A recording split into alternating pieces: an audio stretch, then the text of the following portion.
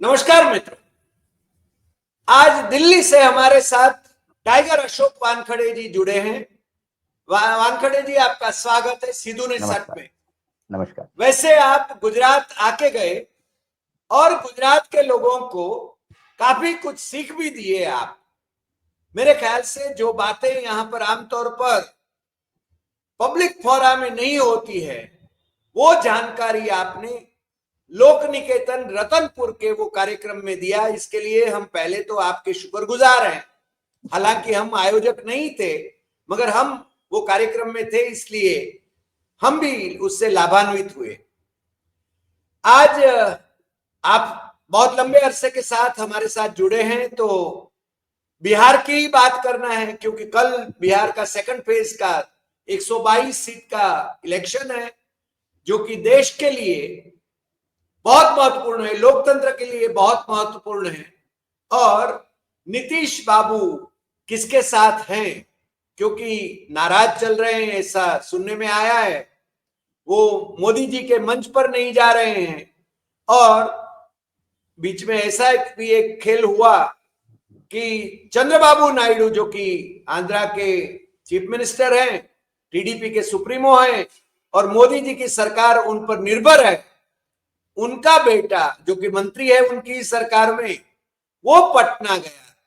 पटना में क्या गुल खिलाए ये तो हमें मालूम नहीं, मगर आपके पास तो जानकारियां ताजा रहती हैं, इसलिए हम चाहेंगे कि आप उस पर अपना विश्लेषण प्रस्तुत करके हमारे दर्शकों को लाभान्वित कीजिए। सिद्धू ने सट में अशोक जी, फिर से एक बार आपका स्वागत। धन्यवाद, धन्यवाद हरि भाई। सबसे पहले धन्यवाद कि आपने मुझे गुजरात की भूमि पर बुलाया। गुजरात में ऐसे आयोजन बहुत बिरले होते हैं कि कोई हिम्मत नहीं करता, एक डर का माहौल है। इस माहौल में भी एक ऐसी जगह मिली, प्लेटफॉर्म मिला जहां हम संविधान की बात रख पाए, देश की राजनीति के बारे में जानकारी दे पाए। जो राइट टू एक्सप्रेशन है, मुझे बोलने का अधिकार है, एक्सप्रेस करने का अधिकार है, और वो संविधान के दायरे में, मर्यादा में रह के है, तो वो किया, इसके लिए धन्यवाद। दिवाली से करीब करीब अभी तक थोड़ा समय अति व्यस्तता, ओवरलोड था। दिवाली का स्टाफ की छुट्टी और बाकी चीजें, घर में भी थोड़ी व्यस्तता थी, इसलिए नहीं आ पाए। लेकिन मैंने फिर हरि भाई को यही कहा कि मंडे का सोमवार का सिलसिला लगातार बरकरार रहना चाहिए, क्योंकि जितना शायद हरि भाई हमेशा कहते हैं कि दर्शक आपको सुनना चाहते हैं, लेकिन मैं भी उतनी ही व्याकुलता से दर्शकों को मिलना भी चाहता हूँ। खबरें होती है, खबरें का विश्लेषण होता है, वो आप तक जानना, कई सच्चाइयाँ होती है जो छुप जाती हैं, या बिटवीन द लाइन्स होती है, उनको आपके सामने लाने का प्रयास करता हूँ। मैं हमेशा कहता हूँ कि यदि आपको गलत लगे तो नीचे कमेंट में आप मुझे गाली दे सकते हैं, और अच्छा लगे तो हरि भाई को आप बिल्कुल इसका नहीं श्रेय नहीं, दे सकते हमारे हैं। दर्शक गाली नहीं देते हैं, वो नहीं नहीं आलोचना जरूर करेंगे, मगर गाली नहीं नहीं, गलौज की भाषा मैं वही, नहीं नहीं, मैं गाली मतलब आलोचना, यदि बुरा लगे तो आलोचना के लिए हमेशा मैं तैयार रहता हूँ। जी। बात करते हैं बिहार चुनाव की। हरि भाई, बिहार चुनाव में जो पहली बार जो ये हुआ है, ये है अभूतपूर्व प्रतिसाद मिला है जनता का। जिस हिसाब से वोट प्रतिशत बढ़ा है, इतना वोट प्रतिशत कभी पहले देखा नहीं गया। भूतो न भविष्यति, बिहार में पहले फेज में इतना भयानक बम्पर वोटिंग हुआ। अब इस बम्पर वोटिंग की कई मायने हैं, लेकिन बिहार का इतिहास अब यदि हम देखा जाए, तो बिहार में जब भी 5% बढ़ोतरी हुई है मतदान में, या 5% से घटा है मतदान, दोनों इसमें ऊपर गया है या नीचे गया है, सत्ता परिवर्तन हुआ है। ये हमने देखा है। एक बार मत एकदम नीचे आ गया, 5% से ज्यादा डिप खा गया पिछले चुनाव की तुलना में, और सत्ता परिवर्तन हुआ। तो ये सत्ता परिवर्तन का इंडिकेशन है क्या, सवाल वो है। अब इसके कई मायने हैं। प्रधानमंत्री नरेंद्र मोदी जी कहते हैं कि ये 65 वोल्ट का करंट लगा है, वोल्टेज का करंट, वोट का करंट लगा है विपक्ष को। अब ये करंट किसको लगा है? क्योंकि करंट नहीं यदि विपक्ष को लगा होता तो विपक्ष मृत प्राय स्थिति में होता। लेकिन 65% के बम्पर वोटिंग के बाद जो महागठबंधन है वहां पे, यानी इंडिया गठबंधन है, उसने अपने अटैक में दुगनी तेजी लाई, दुगना एग्रेशन लाया। मतलब एक एक दिन में 19 सभाओं को संबोधित तेजस्वी कर रहे थे।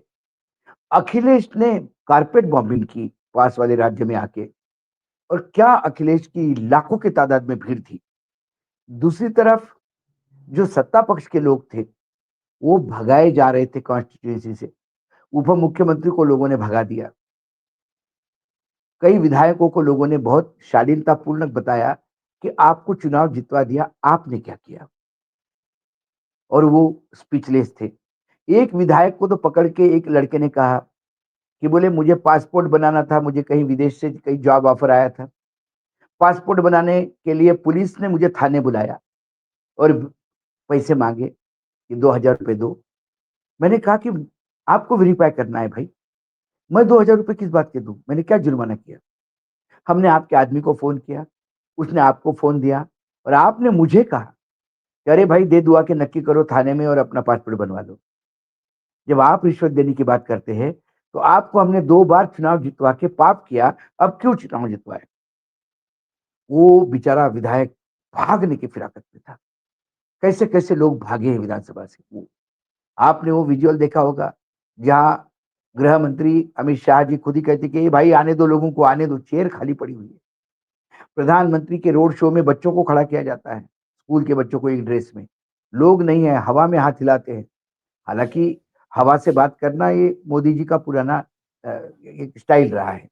वो बादलों को भी हेलो हाय करते हैं और फोटो खिंचवा के भेजते हैं, और लोग उसको अप्रिशिएट करते हैं कि विश्व गुरु बन गए। यूपी में भी किया था। ऐसे, हाँ, ऐसे स्थिति में अ, लगता है कि ये जो मतदान बढ़ा है इसका जी करंट लगा है एनडीए को। अब उसके जी कई द्योतक है। द्योतक ये है कि मोदी जी का एक स्टाइल है, जब उन्हें कंफर्म है कि हम जीत ही रहे हैं अब, तो वो आखिरी जो दिन होता है, आखिरी 2-4 दिन, वो पूरी ताकत झोंक देते हैं और जीत का फिर सेहरा अपने सर पे लेते हैं। यहाँ हरि भाई प्रचार, जो सेकंड फेज का प्रचार खत्म हुआ 9 तारीख को, प्रधानमंत्री 9 तारीख को थे ही नहीं बिहार। वो उत्तराखंड पास में। वाले, नहीं, बनारस और उत्तराखंड, पहले बनारस थे और उसके बाद उत्तराखंड गए। उत्तराखंड में भी भीड़ नहीं आ रही थी। तो मैं आपको सर्कुलर भेजूंगा, आप दिखा सकते हैं हमारे दर्शकों को। जी उत्तराखंड में देवभूमि यूनिवर्सिटी है, उस यूनिवर्सिटी ने सर्कुलर निकाला कि जो लोग प्रधानमंत्री के कार्यक्रम में अटेंड करेंगे उनको मार्क्स मिलेंगे एक्स्ट्रा। वाह। तो ये है। और उसके बाद जो सोशल मीडिया पे गांव के लोकल लोगों की इंटरव्यूज आ रहे हैं, महिलाओं की इंटरव्यू आ रहे हैं, महिलाएं बोलती कि 10,000 रुपए वापस ले जाओ तुम्हारे, मेरे बच्चे को नौकरी चाहिए भाई, मेरा बच्चा ग्रेजुएट होके 3 साल से गांव गांव घूम रहा है, नौकरी दो नौकरी, काम दो काम। ये सारी चीजें भाजपा के फेवर में जाती दिखाई नहीं देती। इसलिए NDA is in deep trouble, जिसको हम कहते हैं पहले फेज में। जी दूसरा फेज जो था, यदि हम वैसा वर्गीकरण करें, जी तो पहला फेज ये आरजेडी कांग्रेस इनके लिए ठीक ठाक था। दूसरे फेज में बीजेपी ने बहुत, जो दूसरे फेज की सीट्स है अभी, उसमें बीजेपी ने अच्छा कवर कर लिया था। वहां बीजेपी को अब बहुत ज्यादा अपोजिशन मिल रहा है। उनको लगा था कि पहले फेज में हम इतनी सीटें उठाएंगे कि सेकंड फेज में गड़बड़ी होगी तो हैंडल कर लेंगे। पहले फेज में भी मार खाया और दूसरे फेज में मार खाते हुए दिखाई देते हैं। ओह, इसलिए उलूल जुलूल बातें कर रहे हैं, हाँ, हाँ, उलूल जुलूल बातें कर रहे हैं। बार बार गृह मंत्री कह रहे हैं कि घुसपैठियों के भरोसे सरकार बनाना चाहते हैं। अरे भाई, घुसपैठियों के भरोसे सरकार, आपने बोला एसआईआर रोकते हैं घुसपैठियों के चक्कर में, तो 2024 का चुनाव जिस मतदान सूची पे हुआ उसमें तो बीजेपी जीत के आई। तो अमित शाह के पास जो विधायक, वो जो सांसद है, जो एमपीज है बिहार से, वो तो घुसपैठियों के भरोसे आए। दूसरी बात, पिछले 11 साल से आप गृह मंत्री है भाई साहब, आपकी सरकार है 11 साल से केंद्र में। यदि 11 साल में ये घुसपैठिए आ रहे हैं तो आप बॉर्डर्स पे क्या कर रहे हैं? आपकी नाकामी का ठिकरा दूसरों पे क्यों फोड़ रहे हैं? ये बातें हो गई। तीसरा इंडिकेशन जो है इनका तकलीफ वाला मामला, वो ये है कि जब इन्होंने देखा कि पहले फेज में हम बुरी तरह से मार खा रहे हैं, अब उसको रेक्टिफाई कैसा करना। पहले मत चोरी होता था, वोट चोरी, अब वोट डकैती हो रही है। ओ, सिस्टम क्या था हरि भाई, थोड़ा मैं दर्शकों को डिटेल में बता दूं। पहले सिस्टम ये था कि सारी मशीनें जो थी ईवीएम, ये एक स्ट्रांग रूम में सील की जाती थी, अंदर रख दी जाती थी, और स्ट्रांग रूम को सील किया जाता था, और उसी स्ट्रांग रूम के बाहर गद्दे डालकर विभिन्न राजनीतिक दलों के लोग पहरा देते थे कि कोई स्ट्रांग रूम में नहीं जाए। अब ज्ञानेश कुमार जी ने नया इशू निकाला, उसमें पिछले चुनाव से शुरू कर दिया ये कि भाई स्ट्रांग रूम के आसपास कोई खड़ा नहीं रहेगा, ओ, आप 100 मीटर दूरी पे टेंट लगाओ, हम आपको सीसीटीवी कैमरे का कनेक्शन देते हैं, आप वहां से मॉनिटर कर सकते हैं स्ट्रांग रूम। ये बात भी ठीक है।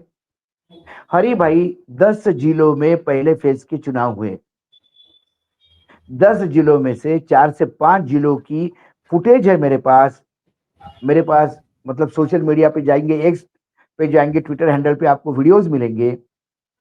1.5 घंटे के लिए सीसीटीवी बंद किए गए, 1.5 घंटे डके के लिए सीसीटीवी। तो 1.5 घंटा सीसीटीवी बंद करना, इसका मतलब स्ट्रांग रूम में क्या हो रहा है?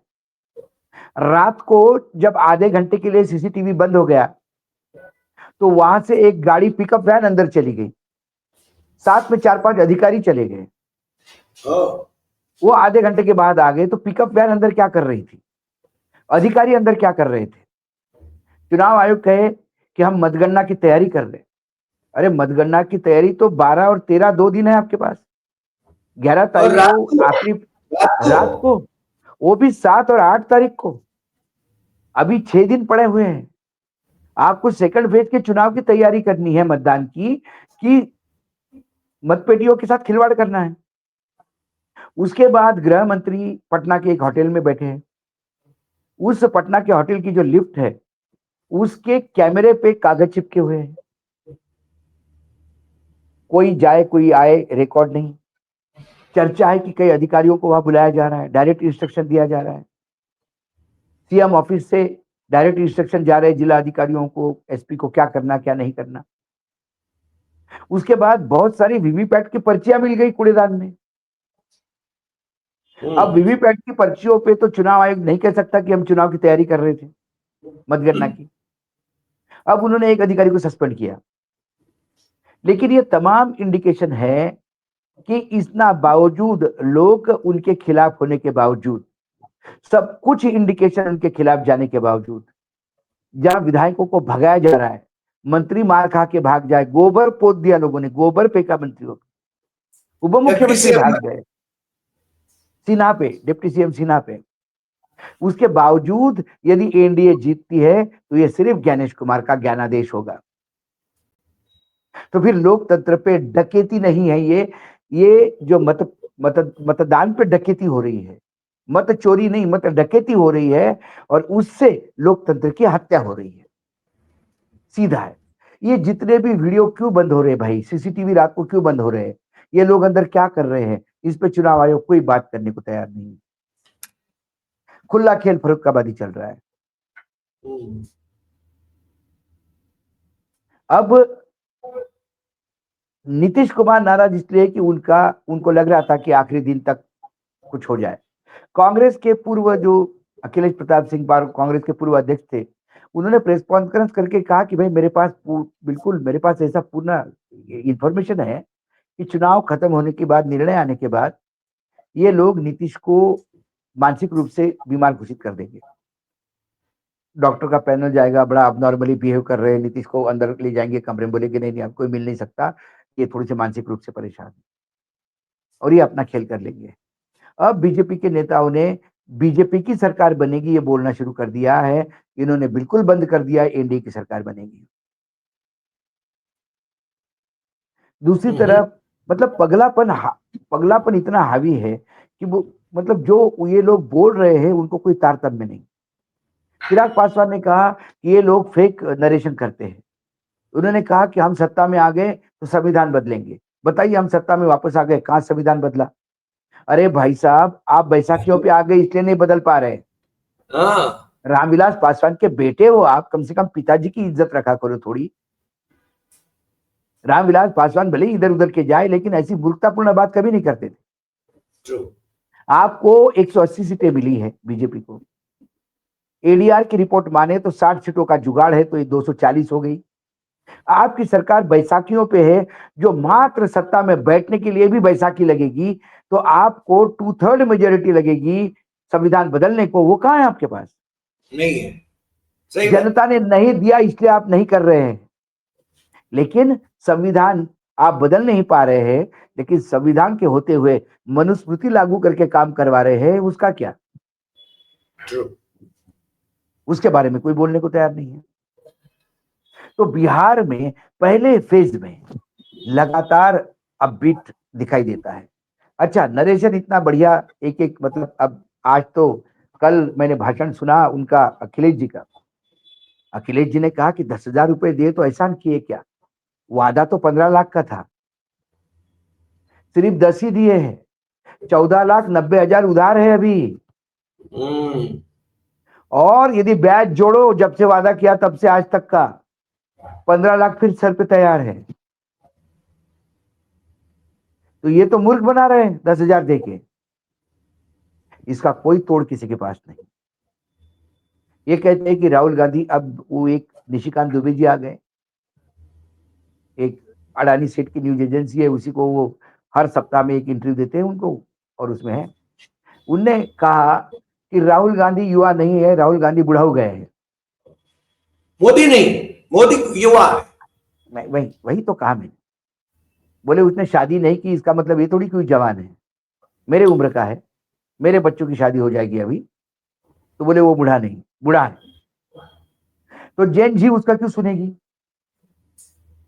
ग्रेट भाई। अरे भाई, जब जैन जी राहुल गांधी का ही नहीं सुनेगी, तो फिर उससे भी डबल बुढ़ाऊ का क्यों सुनेगी? प्रधानमंत्री नरेंद्र मोदी का। भाई, यदि राहुल गांधी बुढ़ा इसलिए सत्ता में नहीं आ सकता, तो फिर ये उससे भी ज्यादा बुढ़ा आदमी सत्ता में क्यों है? प्रश्न चिन्ह। ये निशिकांत दुबे, कई बार तो मुझे लगता है निशिकांत दुबे की कांग्रेस के साथ तो हाथ नहीं मिलाया है, क्योंकि जब भी मुंह खोलता है वो बेइज्जती करवाता है नरेंद्र मोदी जी की। फिर उसने कहा कि राहुल गांधी का परिवार कहता है उनके पास कोई पैसा नहीं, फिर ये विदेश यात्रा किस लिए करता है, क्यों जाता है? अरे भाई, राहुल गांधी तो कम से कम गांधी परिवार का है, गांधी परिवार के पास विरासत है। कल ही अपन ने अजय शुक्ला जी के भाषण में सुना कि ये जो दिल्ली है वो खुद ही कौल खानदान की थी, जो बाद में नेहरू बने। जी।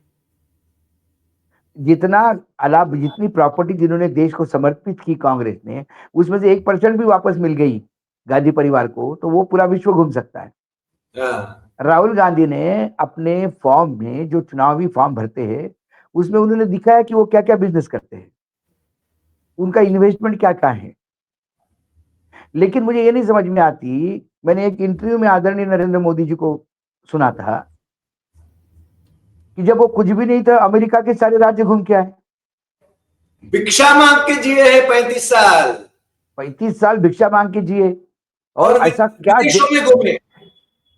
ऐसे कौन लोग हैं कि भिखारी को उठा के, कि क्या कभी यह निशिकांत दुबे ने किसी भिखारी को दिल्ली की भी यात्रा करवाई कि नहीं, पता नहीं। ऐसा कौन आदमी मिल गया कि भिखारी को पूरा अमेरिका घुमवा के लाया? वो किसके पैसे से गए, जांच होनी चाहिए।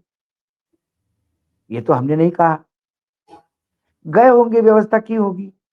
जो भी आदमी विदेश जाता है, राहुल गांधी कोई नेपाल के रास्ते से तो विदेश नहीं गए, कोई डोंकी रूट से तो नहीं गए, डंकी की चोट से, एयरपोर्ट से गए। इमिग्रेशन डिपार्टमेंट में डिटेल्स होते हैं, पासपोर्ट पे डिटेल्स होते हैं, जब वापस आए तब के डिटेल्स है, किन किन देशों में घूम के आए वो डिटेल्स मिल जाते हैं। ये सब आपकी सरकार है भाई साहब, आप वहां पूछिए। उनने कहा कि राजीव गांधी दलाल थे किसी स्वीडिश कंपनी के। तो भाई, ये जो 56 इंच की सीने की सरकार है 2014 से लेके 2025 तक, ये राजीव गांधी की वो दलाली प्रूव क्यों नहीं कर पाए?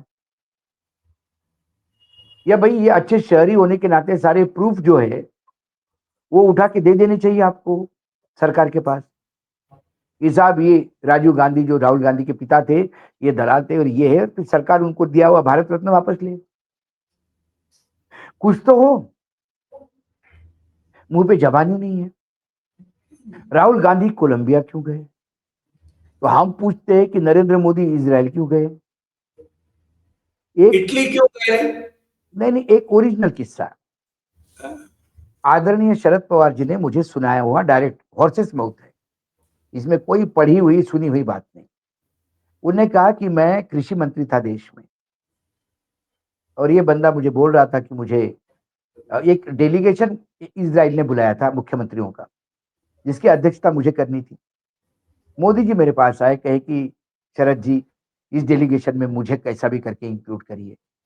तो मैंने कहा कि ये विदेश मंत्रालय का मामला है, प्रधानमंत्री कार्यालय का मामला है, मैं एग्रीकल्चर मिनिस्टर करके लेके नहीं जा रहा हूं, मैं तो सिर्फ डेलीगेशन की अध्यक्षता कर रहा हूं, फिर भी मैं आपका नाम। तो बोले, मैंने जैसे ही मनमोहन सिंह जी को कहा कि नरेंद्र मोदी जी का एक ऐसा एक मेरे पास रिक्वेस्ट आई है, उन्होंने कहा, बोले बिल्कुल लेके जाइए। हमारे देश में भले ही मतभेद हो, अलग अलग विरोधी पार्टी हो, लेकिन विदेश के बाहर भारत एक दिखना चाहिए। तो आप मोदी जी को भी लेके लेके जाइए, कोई प्रॉब्लम नहीं। तो बोले एक मेंबर बढ़ा दिया हमने, मोदी जी को लेके गए। अब प्लेन में मोदी जी ने क्या क्या बिहेव किया, बोले ये तो मतलब मैं बताऊंगा नहीं जो मुझे शरद जी ने बोला, क्योंकि वो असभ्य समाज के लिए सुनने लायक नहीं है। उसके बाद जब हम वहां उतरे, तो बोले जब वापस आ रहे थे तो वो इनने कहा मोदी जी ने कि मैं 15 दिन और रुकूंगा। उनने कहा कि अरे ये डेलीगेशन है, डेलीगेशन जाता है, डेलीगेशन वापस आता है, ये पर्सनल विजिट पे नहीं आए हैं हम, ये प्रोटोकॉल अलाउ नहीं करेगा। फिर हमारे एम्बेसी ने बहुत समझाया, सब चिंता के बीच में बैठ गए, ये आदमी गायब हो गया होटल से। अब हम वापस आने का टाइम हो गया, हम इजराइल गवर्नमेंट को रिक्वेस्ट की एम्बेसी ने। फिर इजराइल गवर्नमेंट ने कहा कि हमने उसका वीजा एक्सटेंड किया है, he want to stay back for 10-15 days, please let him allow. और हम शर्मनाक तरीके से वापस आ गए। उन 15 दिनों में मोदी जी ने किन किन चीजों की एजेंसी ली, ये सवाल हम पूछ सकते थे, लेकिन हमने नहीं पूछा, हम्म। क्योंकि निशिकांत दुबे और हम में फर्क है। सही बात, सही बात मुझे है। एक मुझे भले ही मैं गरीब घर का हूं, लेकिन मेरे माता पिता ने मुझे संस्कार दिए हैं कि किसी को भी निगेटिव दृष्टि से मत देखो। उस जब भी किसी ने कुछ गलत भी किया होगा तो उसका कुछ कारण हो सकता है, उसे उतनी जगह दो। निशिकांत दुबे को कैसा परवरिश मिली भगवान जाने, ऐसे कई किस्से हैं। ये जो बौखलाहट है, राहुल गांधी को गलत बताना, इसको ये बताना, पूरे टाइम कैंपेन में बिहार में ये नहीं बता पाए कि बिहार की जनता के लिए आने वाले 5 साल का रोड मैप क्या है, ट्रू। बिहार की जनता की बेरोजगारी के लिए क्या है, वहाँ किसानों की समस्या के लिए क्या है, वहाँ इन्वेस्टमेंट क्यों नहीं आएगा, ये सारी बातें बताने के लिए कोई इनके पास शब्द नहीं थे। ये टोटली असफल हुए। ये पूरे टाइम लालू का जंगल राज, लालू का जंगल राज, लालू का जंगल राज बोलते गए। यदि आपको 20 साल पहले हुए जंगल राज, तथाकथित जंगल राज के बारे में बोलना पड़ रहा है, तो आपकी 20 साल की उपलब्धियां जीरो है, यही इस बात को दर्शाता है। अब आइए आप चंद्रबाबू नायडू के बेटे नोरा लोकेश को। अब ऐसा है कि अखिलेश ने जो हंगामा मचाया वहां जाके, और जो अखिलेश को प्रतिसाद मिला, तो इनको लगा हम भी किसी को लेके आए। अब मुझे बताइए, इनके साथ कौन लोग हैं जिनको ये लेके आएंगे? जो उत्तर प्रदेश में इनके साथ लोग थे, वो इनको सीटें मांग रहे थे, बिहार में नहीं दिए तो उन्हें मुंह फुला के बैठ गए। महाराष्ट्र में शिंदे को ला नहीं सकते यहाँ पे वो, क्योंकि शिंदे शिवसेना से बिहारियों को, यूपी वालों को मारने की बात करता था। अजित पवार को ला नहीं सकते यहाँ पे, क्योंकि अजित पवार आने के पहले उनके भ्रष्टाचार की खबरें पहले पहुंचती है। बूढ़े वाली। प्रोटोकॉल प्रोटोकॉल में पहला पहुंचता है, अजित पवार का पूरा एक काफिला पहुंचता है भ्रष्टाचार का पहले। फिर मराठी बोलना है, हिंदी बोलना बड़ा मुश्किल है। बाकी देवेंद्र फडणवीस तो घूम के चले ही गए बेचारे।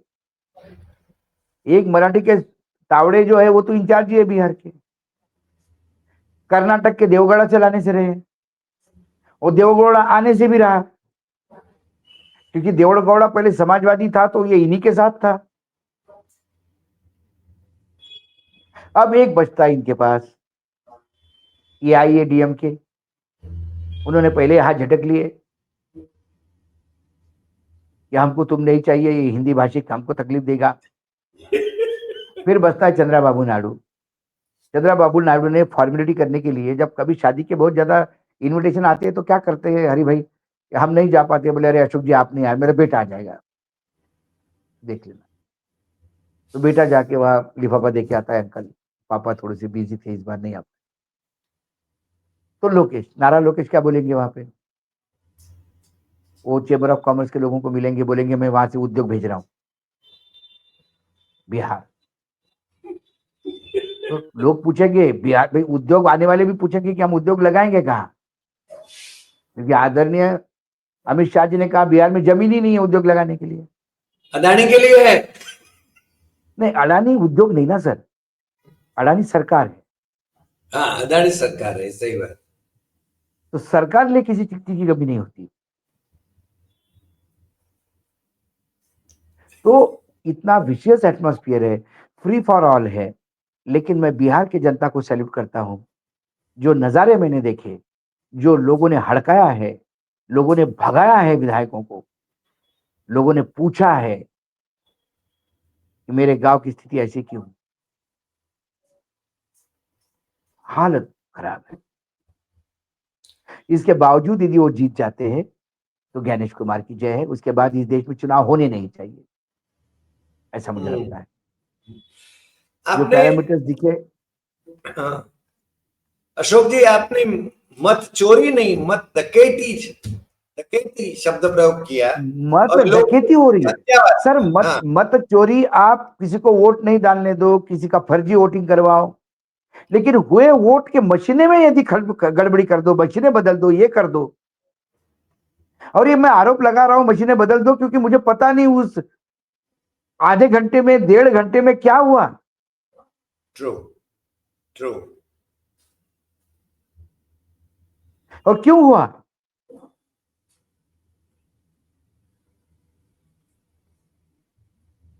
भयावह स्थिति है।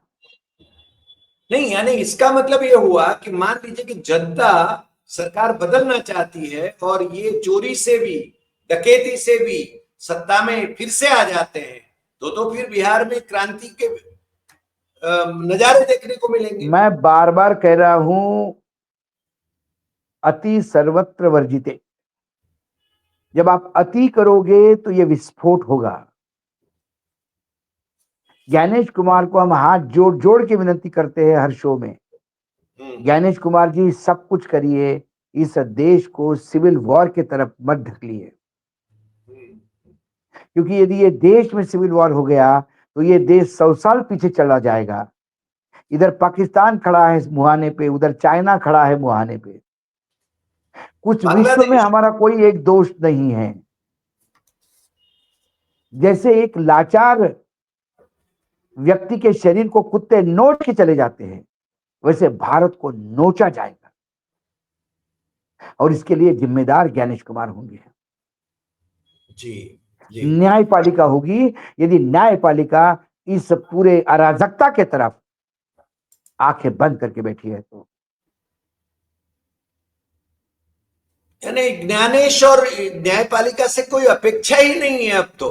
बिल्कुल बिल्कुल नहीं है, बिल्कुल यानी नहीं, एसआईआर में जो किया उन्होंने, वही कुछ तो। भी नहीं, कोई नहीं। मगर आज आज अशोक जी आप जुड़े हमारे साथ, और आपने जिस प्रकार से ये वोट डकैती का, डेमोक्रेसी को खत्म करने की बात जो बताई, मेरे ख्याल से बिहार की जनता में हमें भरोसा रखना चाहिए, डकैती नहीं, नहीं होने मैं देंगे। हरि भाई, मेरा पूरा भरोसा है।